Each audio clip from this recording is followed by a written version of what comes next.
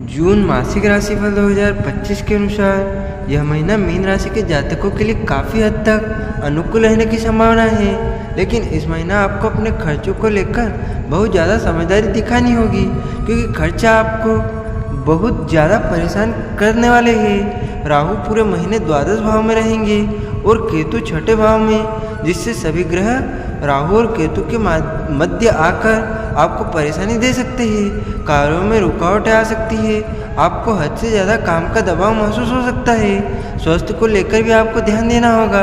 हालांकि आपका साहस और पराक्रम बड़ा रहेगा, जिससे आप हर काम को बहुत मेहनत से करेंगे। शुक्र के दूसरे भाव में बैठने के कारण घर में सुख और शांति और खुशियां आने के योग बनेंगे।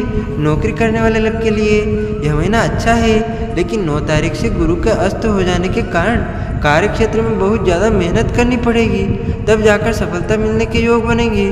व्यापार के दृष्टिकोण से यह महीना उत्तम है। छोटी मोटी यात्राएं व्यवसाय को बढ़ाने वाली साबित होंगी। आपके मित्र और रिश्तेदार का सहयोग कार्य क्षेत्र में प्राप्त होता रहेगा। पेट से जुड़ी हुई समस्याएं परेशान कर सकती है। प्रेम संबंधों में तनाव और टकराव की स्थिति बन सकती है। अंतिम सप्ताह में स्थितियां अनुकूल हो सकती है। वैवाहिक संबंधों में प्रगाढ़ता रहेगी, लेकिन आप और आपके जीवन साथी के स्वास्थ्य समस्याएं बढ़ सकती है।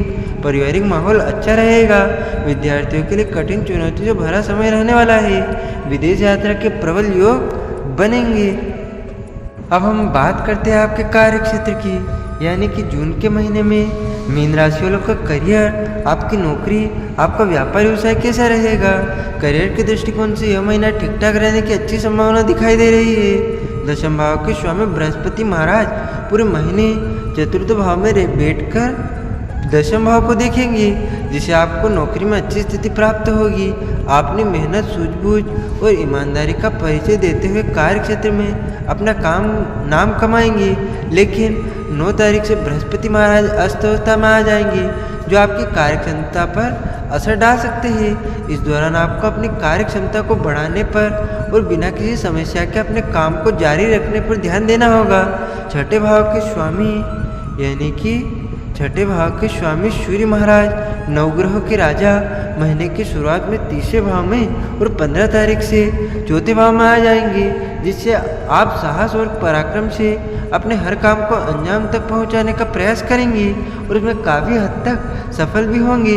सरकारी क्षेत्र में नौकरी कर रहे लोगों को विशेष लाभ मिलेगा, लेकिन छठे भाव में केतु की उपस्थिति कार्य क्षेत्र में कुछ समस्याएं भी देती रहेंगी। व्यापार करने वाले जातकों के लिए यह महीना अच्छा है। व्यवसाय से संबंधित यात्राएं आपको लाभ देंगी। शनि महाराज की दृष्टि सप्तम और दशम दोनों ही भावों पर होने से आपको व्यापार अथवा नौकरी में भी आप वहाँ पर अच्छा परफॉर्मेंस करेंगे। उसमें कठिन परिश्रम के लिए लगातार तत्पर रहना होगा, इससे आपको अच्छे परिणाम प्राप्त होते रहेंगे। अब हम बात करते हैं आपकी आर्थिक स्थिति की, यानी कि आपकी कमाई व आपके खर्चे जून के महीने में कैसे रहेंगे।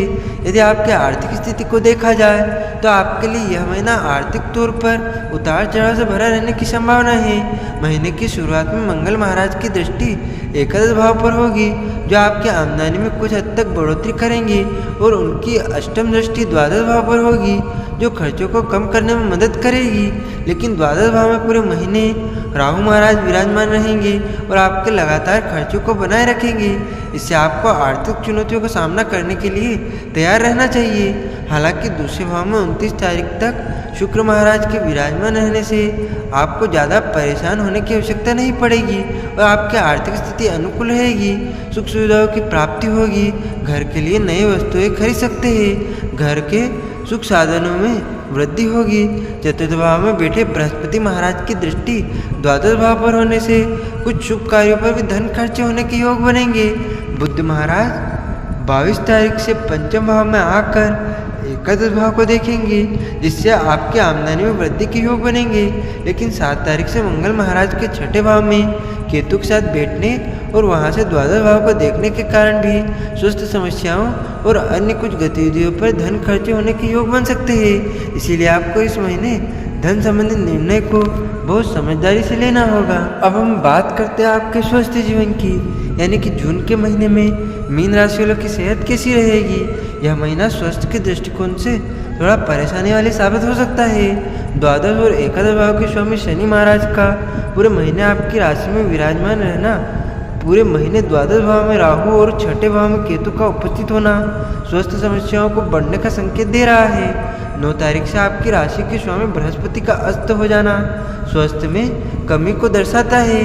हालांकि महीने की शुरुआत में नवग्रहों के राजा सूर्य और बुध के तीसरे भाव में रहकर आपकी स्वास्थ्य समस्याओं को कम करने में मदद करेंगे, लेकिन 7 तारीख से मंगल के केतु के साथ आकर मंगल केतु अंगारक दोष छठे भाव में बनाने के कारण आपको स्वास्थ्य समस्याओं से परेशान होने की स्थिति बन सकती है। आपको पेट और बड़ी आंत से संबंधित समस्याओं के प्रति विशेष सावधानी रखने की आवश्यकता पड़ सकती है। किसी तरह के जख्म होना, फोड़े, फुंसी या पेट से जुड़ी गर्मी की समस्याएं इस महीने आपको विशेष तौर पर परेशान कर सकती है। इसके अतिरिक्त आंखों में समस्याएं होना, आंखों में जलन और पीड़ा आदि आपको परेशान कर सकती है। आपको विशेष तौर पर इन समस्याओं के प्रति सावधानी रखने की आवश्यकता होगी। यदि आपको आवश्यक लगे तो तत्काल चिकित्सक से संपर्क भी करें ताकि समय रहते इन बीमारियों को नियंत्रण में लाया जा सके और आप स्वस्थ जीवन को व्यतीत कर सके। अब हम बात करते हैं मीन राशि वालों के प्रेम जीवन तथा आपके वैवाहिक जीवन की। यदि प्रेम संबंध की बात की जाए तो यह महीना कठिन चुनौतियों से भरा रहने वाला है।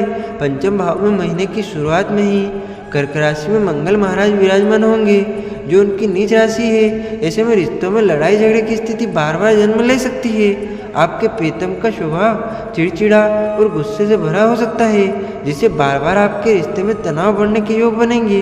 हालांकि 7 तारीख को ही मंगल महाराज छठे भाव में प्रवेश कर जाएंगे और ऐसे में इन समस्याओं में कुछ हद तक कमी आएगी। फिर जब 22 तारीख से बुध महाराज पंचम भाव में प्रवेश करेंगे वह समय प्रेम संबंधों के लिए अनुकूलता लेकर आएगा।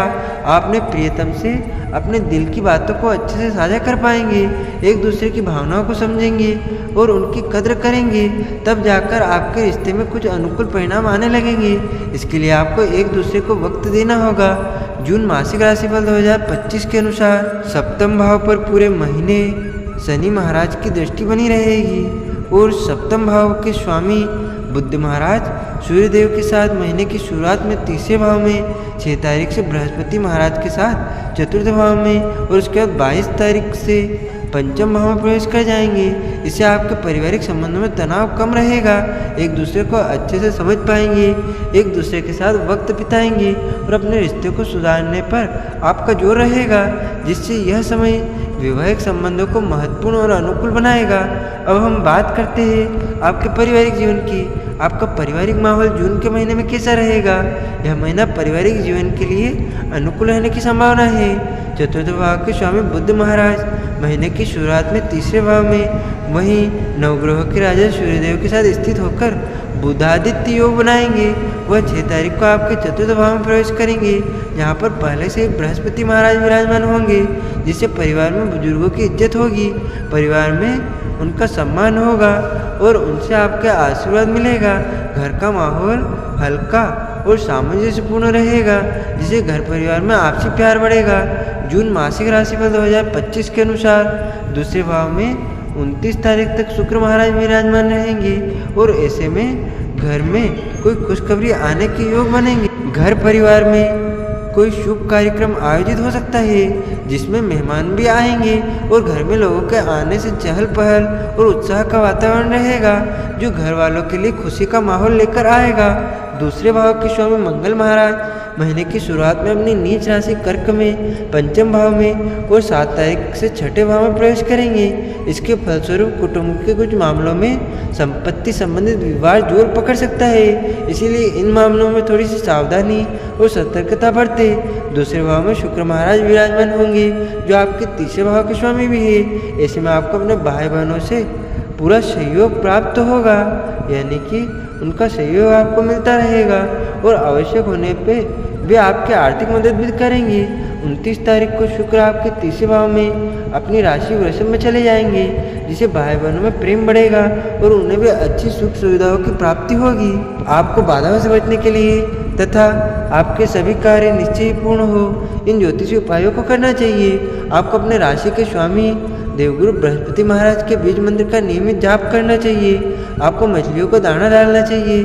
आपको भगवान श्री गणेश जी को दुर्वांग को अर्पित करना चाहिए। आपको नियमित रूप से श्री हनुमान जी की उपासना करनी चाहिए। इन ज्योतिषी उपायों से आपके ऊपर आने वाली सभी बाधाएं शांत होगी और आपके सभी कार्य निश्चय ही पूर्ण होंगे। आपको और आपके पूरे परिवार को सादर जय श्री कृष्ण, सादर धन्यवाद। जय श्री राम।